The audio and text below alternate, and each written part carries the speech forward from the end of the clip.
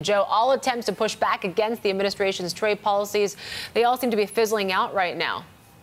Right. Well, this latest recommendation from the Commerce Department shows there's no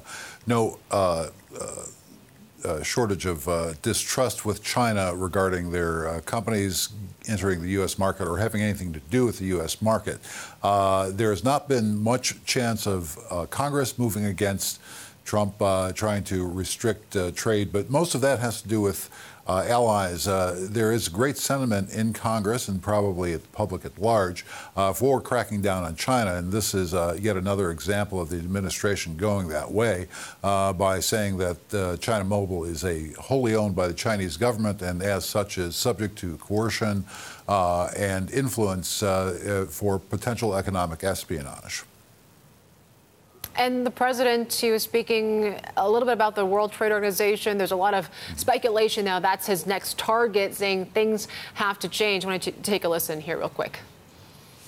WTO's treated the United States very badly, and I hope they change their ways. They have been treating us very badly for many, many years, and that's why we were at a big disadvantage with the WTO. And we're not planning anything now, but if they don't treat us properly, we will be doing something.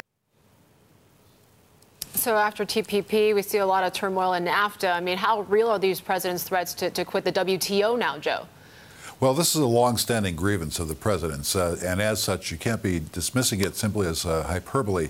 The administration tried to brush away a report over the weekend by Axios that there was a legislation being prepared that would essentially withdraw the U.S. from the WTO. It was dismissed as being just sort of a low-level discussion, nothing that's risen to the level of principles, but the past history suggests that this is percolating through the White House. Now, this may be one area where Congress pushes back. It is one thing to try and block the president from imposing tariffs on steel and aluminum, but it's another thing if he needs to go to Congress for some affirmative action to upset the trade balance in the world and from a long-standing organization that the U.S. has been part of. He hasn't exactly laid out what his terms would be for treating the U.S. more fairly, so that still remains to be seen. But it is a serious threat of some disruption in the WTO. And Joe, on another front, there's North Korea with reports of them ramping up production of missiles and nuclear fuel. What's the response there? Well, officially, the White House says that they would not comment on any sort of intelligence reports. A lot of these are coming from independent groups that monitor North Korea and have been watching it for some time. The White House does point to the fact that their envoy to the talks was talking with North Korean officials yesterday, and Secretary of State Mike Pompeo is heading there at the end of the week.